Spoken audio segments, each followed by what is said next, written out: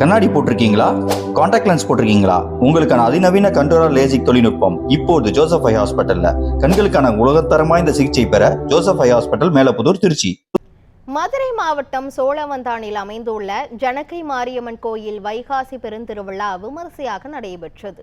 கொடியேற்றத்துடன் தொடங்கிய இந்த விழாவில் தர்பை, புல், மலர்கள் மற்றும் நறுமண பொருட்களால் அலங்கரிக்கப்பட்ட 3 மாத கம்பத்தை வைகை ஆற்றில் வைத்து சிறப்பு பூஜைகள் செய்யப்பட்டன.